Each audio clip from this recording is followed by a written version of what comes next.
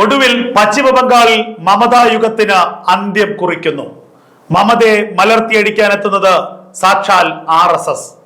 കഴിഞ്ഞ 5 വർഷത്തിനിടയിൽ പശ്ചിമ ബംഗാളിൽ RSSന്റെ സ്വാധീനം 10 മടങ്ങ് വർദ്ധിച്ചു എന്നുള്ള റിപ്പോർട്ടുകളാണ് പുറത്തു വരുന്നത്. ബംഗാളിലെ പത്രമായ ആനന്ദ് ബസാർ പത്രികയുടെ റിപ്പോർട്ടാണ് RSSന്റെ കുതിച്ചുചാട്ടത്തെ കുറിച്ച് സൂചിപ്പിക്കുന്നത്. കഴിഞ്ഞ 1 വർഷത്തിനിടയിൽ ബംഗാളിൽ 538ഓളം RSSന്റെ ശാഖകളാണ് വർദ്ധിച്ചത് എന്നതാണ് ഈ റിപ്പോർട്ടിന്റെ ഏറ്റവും വലിയ പ്രാധാന്യം. RSSന്റെ ശാഖകൾ വർദ്ധിച്ചു എന്ന് മാത്രമല്ല, 336 സ്കൂളുകൾ പശ്ചിമ ബംഗാളിൽ RSS അധികമായി നിർമ്മിച്ചു. 1 ലക്ഷത്തോളം കുട്ടികളാണ് പശ്ചിമ ബംഗാളിൽ RSSന്റെ സ്കൂളുകളിൽ മാത്രം വിദ്യ അഭ്യസിക്കുന്നത്. 3500-ലധികം ശാഖകളായി പശ്ചിമ ബംഗാളിൽ ഇപ്പോൾ RSS തങ്ങളുടെ സ്വാധീനം വർദ്ധിപ്പിച്ചിരിക്കുന്നു.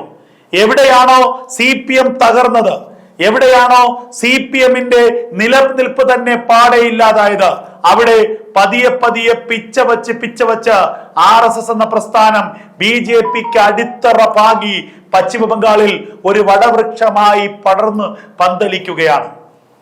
CPMന്റെ തകർച്ചയ്ക്ക് പിന്നാലെ പശ്ചിമ ബംഗാളിലുണ്ടായ പശ്ചിമ ബംഗാളിൽ മുളച്ച വിത്ത് അതൊരു വലിയ വൃക്ഷമായി പടർന്നു പന്തലിക്കുകയാണ്. RSS പശ്ചിമ ബംഗാളിന്റെ വിധി എഴുതാൻ പോവുകയാണ്. വരുന്ന നിയമസഭാ തെരഞ്ഞെടുപ്പിൽ 2026 നിയമസഭാ തെരഞ്ഞെടുപ്പിൽ പശ്ചിമ ബംഗാളിൽ മമതാ ബാനർജി യുഗത്തിന് അന്ത്യമാകും. മമതാ ബാനർജിയെ പശ്ചിമ ബംഗാളിലെ ജനം തൂത്തെറിയും. പശ്ചിമ ബംഗാളിൽ നിന്ന് മമതാ ബാനർജിക്ക് ഓടി ഒളിക്കേണ്ടി വരും.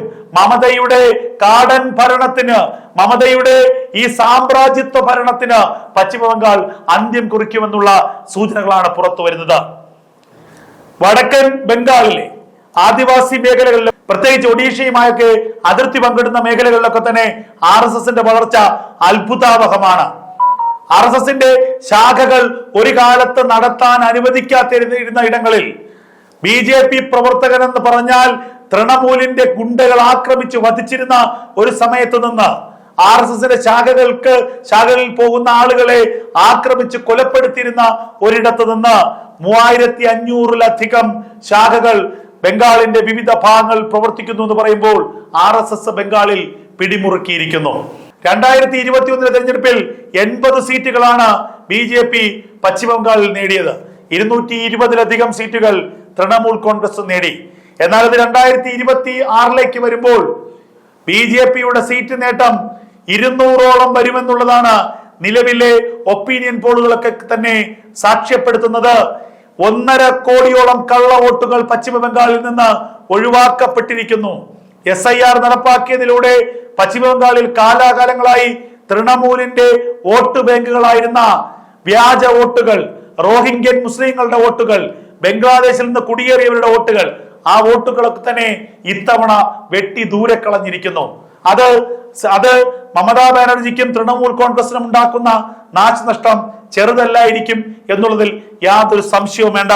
എന്തായാലും പശ്ചിമ ബംഗാളിൽ മമതയുടെ വിധി എഴുതാൻ സാക്ഷാൽ RSS തന്നെ രംഗത്തെത്തുകയാണ്. ബംഗാളിൽ പിടിമുറുക്കി RSS.